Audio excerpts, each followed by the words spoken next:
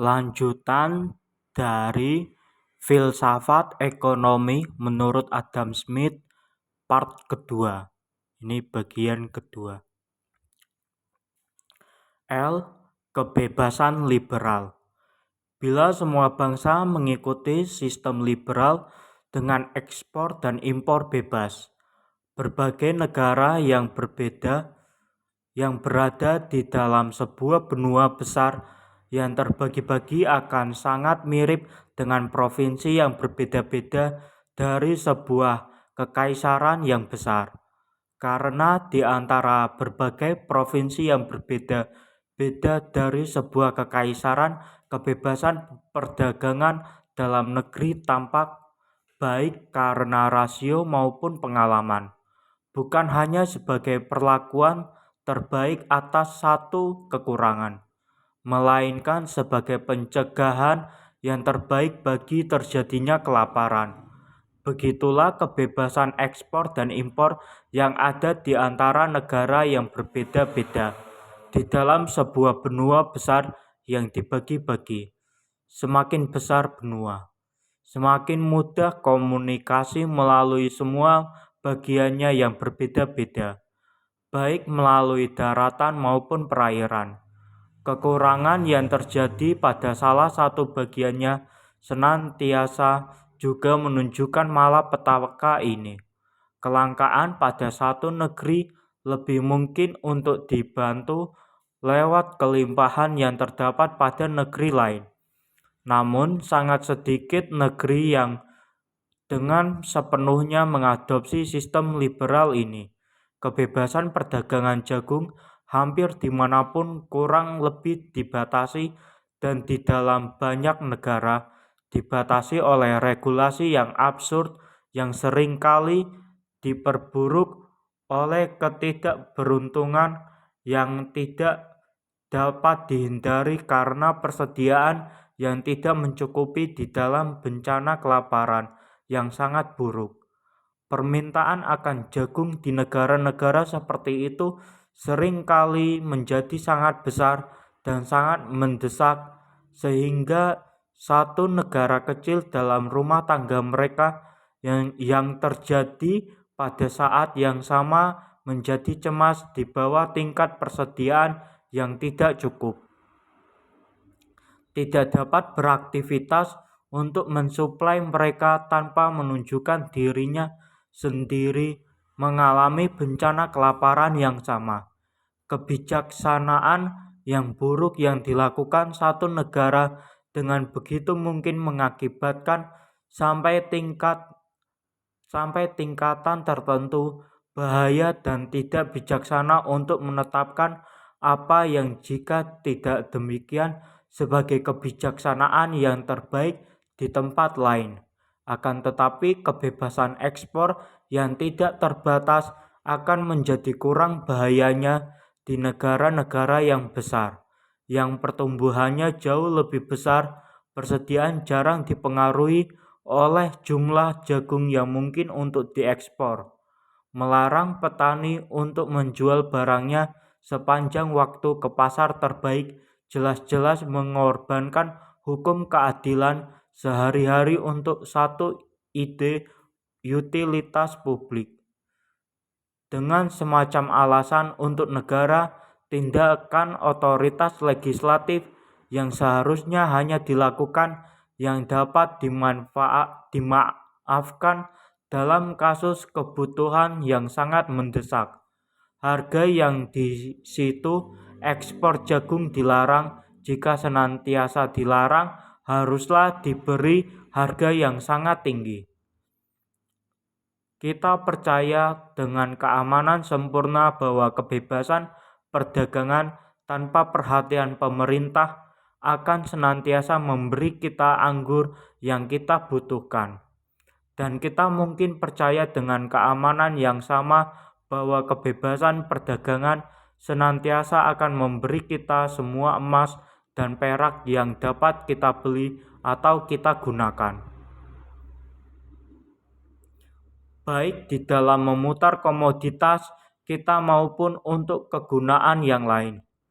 Jumlah setiap komoditas yang dapat dijual maupun dihasilkan industri. Manusia secara alamiah mengatur dirinya sendiri dalam setiap negara sesuai dengan permintaan efektif atau sesuai dengan permintaan yang orang ingin bayar untuk keseluruhan sewa, buruh, dan keuntungan yang harus dibayarkan dalam rangka menyiapkan dan membawanya ke pasar.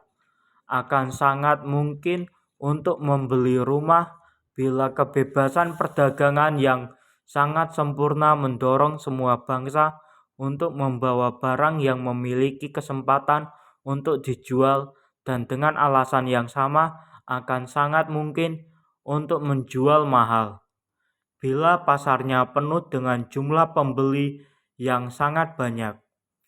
Pajak yang dimaksudkan untuk mencegah atau untuk menurunkan impor jelas-jelas bersifat destruktif bagi penerimaan dalam perdagangan maupun kebebasan perdagangan. Kebebasan ekspor memungkinkan bagi perluasan penawaran bagi bangsa asing. Usaha alamiah setiap individu untuk memperbaiki kondisinya sendiri. Bila tekanan sangat kuat terhadap kebebasan dan keamanan itu sendiri yang merupakan satu-satunya prinsip, dan tanpa bantuan bukan hanya dapat membawa masyarakat kepada kemakmuran dan kesejahteraan, namun juga mengatasi ratusan rintangan yang menghadang yang terlalu sering terjadi di dalam pelaksanaan hukum yang bodoh. Meskipun akibat dari rintangan ini senantiasa kurang lebih mengurangi kebebasannya atau menurunkan keamanannya. Makna kebahagiaan. Konsep Adam Smith tentang kebahagiaan dapat ditemukan di dalam karyanya Theory of Moral Sentiment. Menurut Sir James Mackintosh, mungkin tidak ada karya etis sejak Office karya Cicero yang ringkasannya memungkinkan pembaca sedemikian tidak cukup untuk menilai kebajikan. Sebagaimana Theory of Moral Sentiments, hal ini bukan karena keindahan diksi seperti dalam kasus Cicero, melainkan karena variasi eksplanasinya tentang hidup dan perilaku memperindah buku tersebut lebih daripada mereka menjelaskan teori. Namun di lain pihak, haruslah ada untuk tujuan filosofis beberapa buku yang lebih perlu diringkaskan, karena pembaca yang sangat serius seringkali kehilangan penglihatan akan berbagai prinsip yang terkubur di bawah ilustrasi.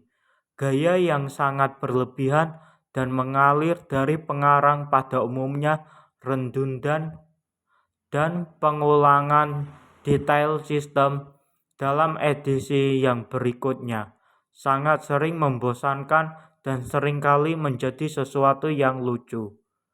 Kebahagiaan menurut Adam Smith dapat dicapai salah satunya sejauh orang mendapatkan kebesaran dari publik. Jika bagian utama kebahagiaan manusia muncul dari kesadaran dicintai, sebagaimana saya mempercayainya, perubahan keberuntungan yang tiba-tiba jarang memberikan sumbangan yang besar pada kebahagiaan. Orang yang paling bahagia adalah orang yang secara berangsur-angsur mencapai kebesaran publik. Kebesaran publik telah menentukan terhadap setiap langkah untuk kedudukannya jauh sebelum dia mencapainya. Karena alasan itulah, ketika kesempatan tersebut datang, hal tersebut tidak dapat mendorong bagi timbulnya kesenangan yang luar biasa. Dan dengan mempertimbangkan hal tersebut secara masuk akal, tidak dapat menciptakan kecemburuan atas apa yang dia dapatkan, atau keirian terhadap yang telah dia tinggalkan. Manusia yang dapat mencapai kebahagiaan adalah yang memiliki kondisi fisik sehat, tanpa beban ekonomis, dan hati nuraninya jernih. Orang yang meskipun kaya namun tidak sehat dan penuh kedengkian, misalnya dia tidak dapat mencapai kebahagiaan, kata Smith, apa yang dapat ditambahkan kepada kebahagiaan manusia yang sehat, yang bebas dari utang, dan memiliki hati nurani yang jernih? Jika kebahagiaan seorang individu, seperti kebahagiaan satu bangsa, mungkin dianggap berlawanan dengan materi yang diberikan oleh mereka kepada biografer ataupun sejarawan, Adam Smith mungkin dipandang belum mencapai makna tingkat kebahagiaan manusia. Dari cita-cita hidupnya, ambisi dan kebesaran politik hilang sekaligus. Kredonya adalah bahwa kebahagiaan itu sama dalam setiap kesempatan, dan bahwa kebahagiaan semata-mata yang perlu untuk memastikannya. Dalam beberapa bagian buku Moral Sentiments, tampak bahwa dia tidak menggunakan rasa sakit untuk menyikapkan preferensinya atas teori hidup Epikurean, bahwa di dalam badan yang ringan dan jiwa yang damai itu terkandung kebahagiaan. Tujuan dari semua keinginan, namun keindahan formula hidup seperti itu mungkin lebih jelas daripada yang berkembang di dalam kehidupan aktual. Badan yang ringan tidak selalu berasal dari keinginan, dan kedamaian jiwa sering terletak lebih jauh dari perintah. Keuntungan formula tersebut adalah bahwa ia memberi kita satu tujuan tertentu dan memberi kita satu ukuran kebahagiaan yang kita nikmati atau yang kita lihat di sekitar kita. Namun menilai dengan standar ini, kesimpulan haruslah sebagaimana adanya. Sebagai kesimpulan yang dari situ Adam Smith tidak khawatir bahwa kesempatan orang pengemis mungkin sama dalam hal kebahagiaan dengan seorang raja. Teori Adam Smith dengan demikian harus dimengerti sebagai usaha untuk menjelaskan apa yang oleh aliran intuisionis sungguh-sungguh dilepaskan karena tidak dapat dijelaskan.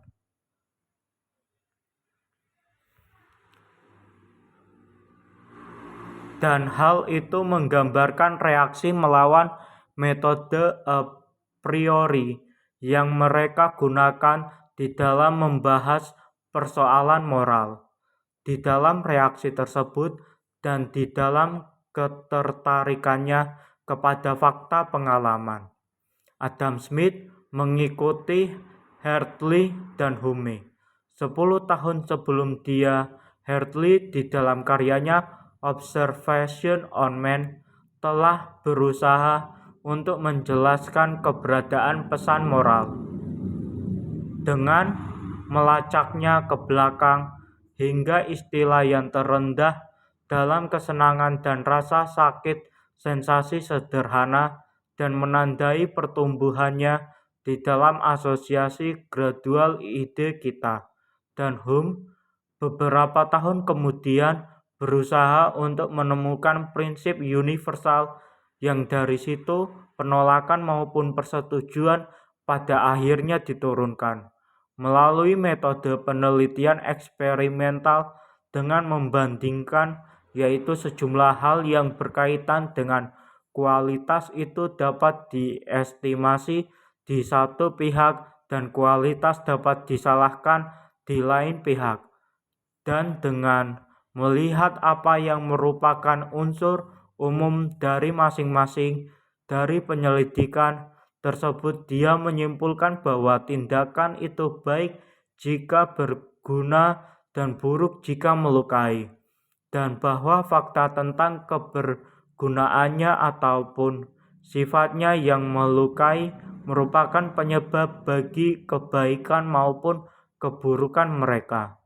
Dalam kaitannya dengan ini, dapatlah diperhatikan bahwa teori Adam Smith tentang perilaku yang tepat sebagaimana dia katakan sendiri sangat mirip dengan definisi Aristoteles tentang kebajikan sebagaimana yang terkandung di tengah atau di antara dua ekstrim akses atau cacat. Misalnya, keberanian menurut Aristoteles terletak di tengah antara sifat buruk yang berlawanan antara sifat pengecut dan sifat keburu nafsu. Kesederhanaan merupakan penghindaran yang sama, baik atas ketamakan maupun keborosan, dan keluhuran budi terkandung di dalam penghindaran ekstrim, baik atas arogansi maupun jiwa yang lemah. Dan sebagaimana juga mirip dalam setiap hal dengan teorinya sendiri tentang perilaku yang tepat. Adam Smith menyatakan penjelasan Plato tentang kebajikan di dalam Republik di sana ditunjukkan terkandung di dalam keadaan jiwa yang di situ setiap kemampuan membatasi dirinya sendiri pada ruang yang tepat tanpa melanggar batas milik yang lain, dan melakukan tanggung jawabnya yang tepat dengan secara pasti sampai tingkatan yang dimiliki kodratnya. Adam Smith membagi kebahagiaan menjadi dua macam, yaitu kebahagiaan sebagai akibat alamiah dari kebaikan dan kebahagiaan sebagai tujuan kebaikan, dan dengan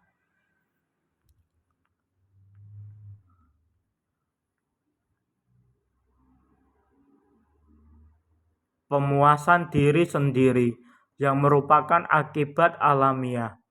Dia menyelamatkan dirinya sendiri dengan pertimbangan apakah jika tidak demikian kebaikan akan tetap berada di dalam dan untuk dirinya sendiri layak sebagai tujuan. Kebahagiaan umat manusia, kata Adam Smith, seperti halnya kebahagiaan makhluk rasional yang lain, tampak merupakan tujuan awal pengarang alam. Tidak ada tujuan lain yang tampak lebih berharga daripada kebijaksanaan dan kemurahan hatinya.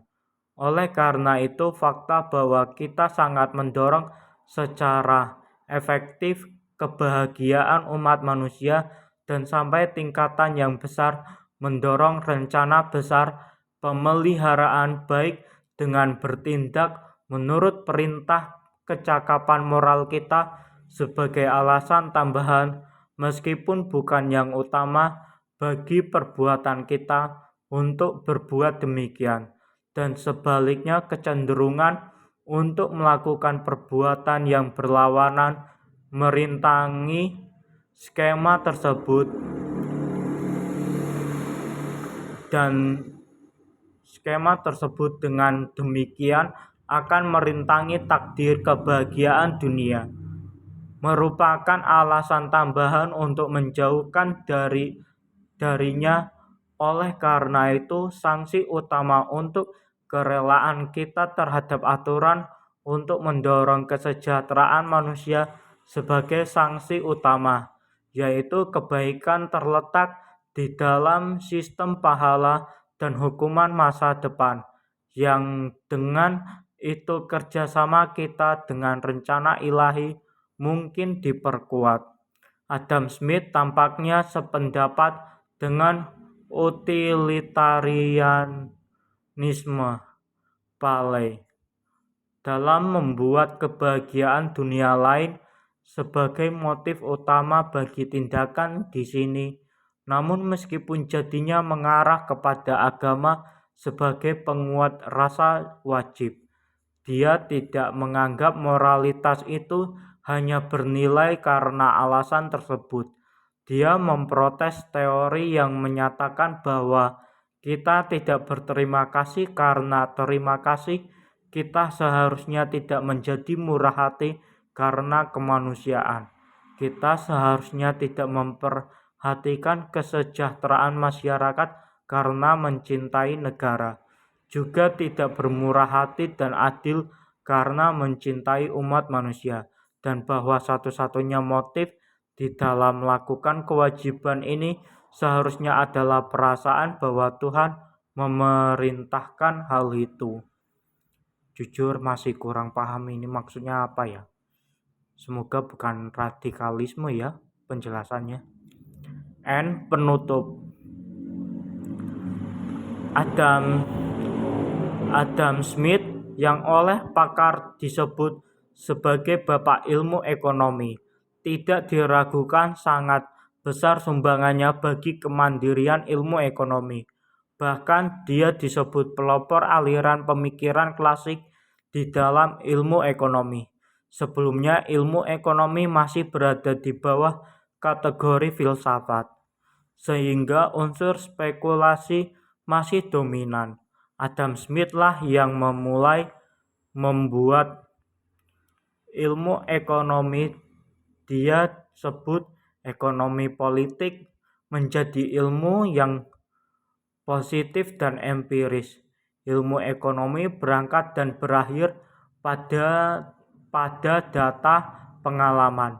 Meskipun berpikir secara deduktif, di dalam The World of Nations, Adam Smith mendekati persoalan berangkat dari sejarah, kemudian dikembangkan dengan eksplanasi yang sangat detail didukung dengan berbagai bukti empiris.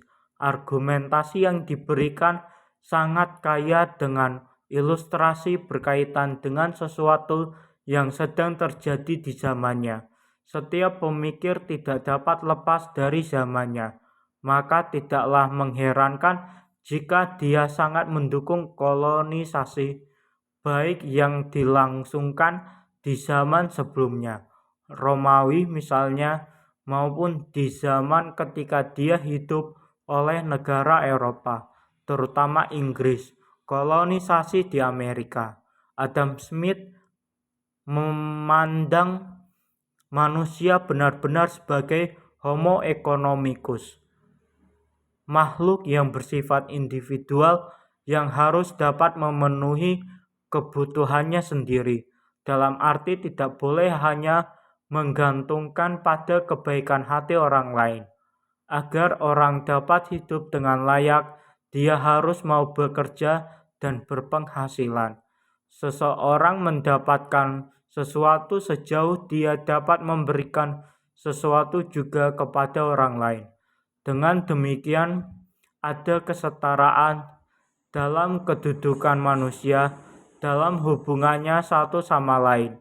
Manusia juga dipandang seperti halnya hewan yang lain.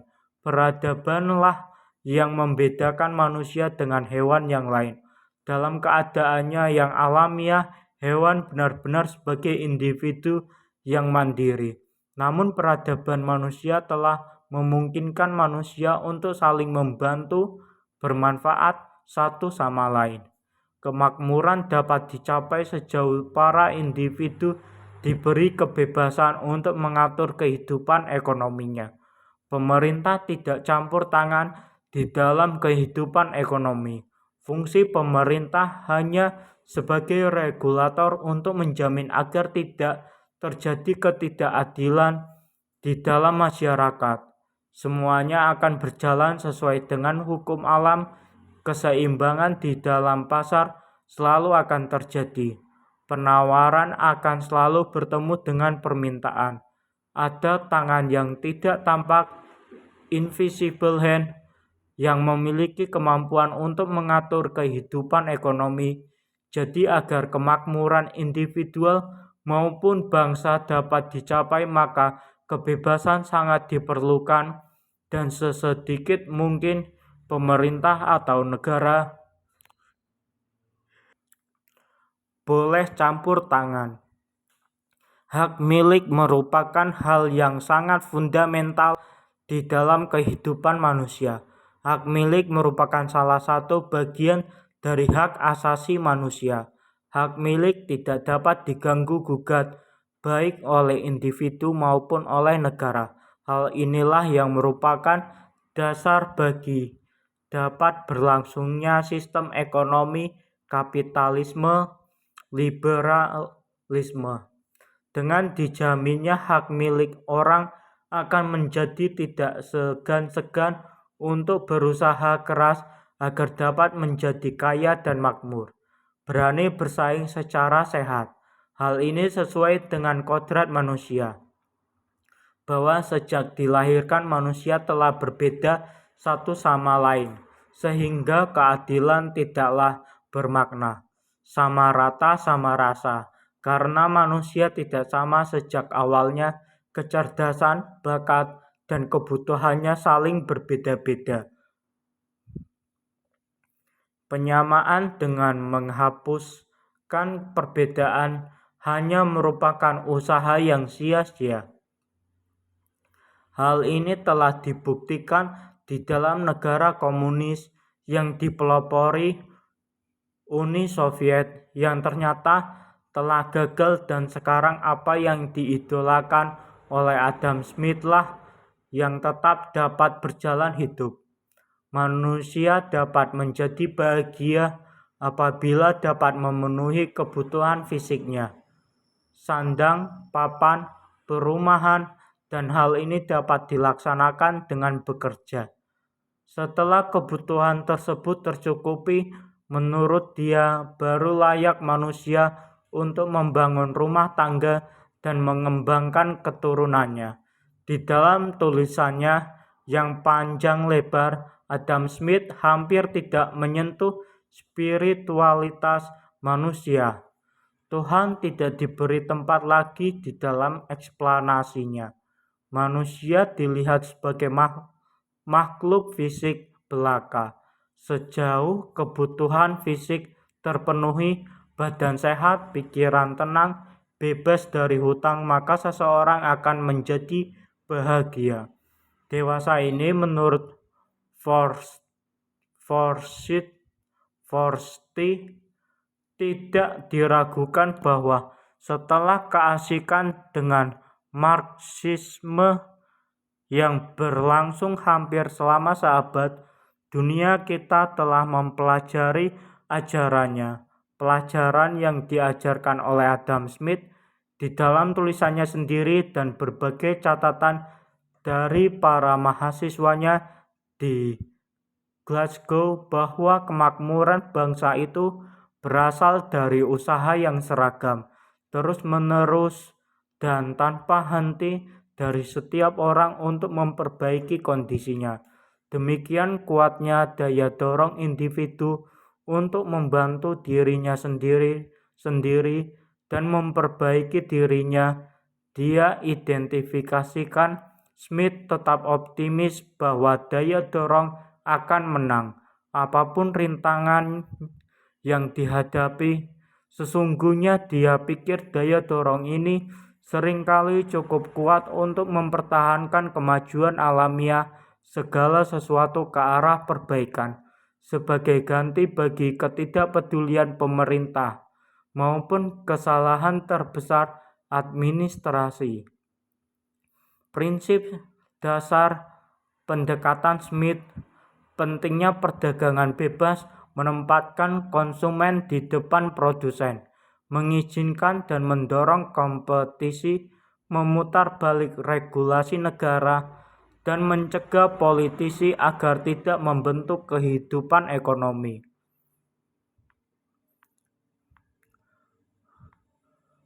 Menurut citranya sendiri, adalah cukup jelas bagi para pemimpin baru pasca negara-negara komunis. Adam Smith dapat dikategorikan sebagai filsuf ekonomi spekulatif karena dia bukanlah memaparkan bagaimana ekonomi itu bekerja. Dia melihat realitas aktivitas ekonomi sebagaimana adanya aktivitas yang melibatkan para individu tidak memenuhi kebutuhan hidupnya, mengatur rumah tangganya. Tidak dapat disangkal bahwa pemikiran ekonomi Adam Smith memang bersifat empiris dan positivistis. Sekalipun demikian, di balik pernyataannya yang eksplisit terhadap filsafat ekonomi yang tersembunyi sebagaimana yang diuraikan di atas. Ini merupakan daftar pusakanya, buku-buku yang mungkin dapat kalian baca. Kesimpulannya sih masih banyak informasi yang belum didapat ya. Kalian bisa cari informasi lebih dalam lagi mengenai filsafat ekonomi menurut Adam Smith. Itu masih banyak ya. Dan setiap yang bagian part 2 juga ini akan ada musiknya nanti ya. Jadi satu saya upload tidak ada musik dan satu lagi saya upload ada musiknya. Sekali lagi terima kasih sudah menonton. Jangan lupa cari informasi lebih banyak jika kalian menyukai tentang filsafat ekonomi menurut Adam Smith. Dan Adam Smith ini merupakan ahli ekonomi yang terkenal pada masanya hingga zaman sekarang. Buku-bukunya banyak dipelajari ya, dan dosen-dosen menganjurkan juga mencari informasi atau belajar melalui buku dari Adam Smith ini. Terima kasih sudah menonton.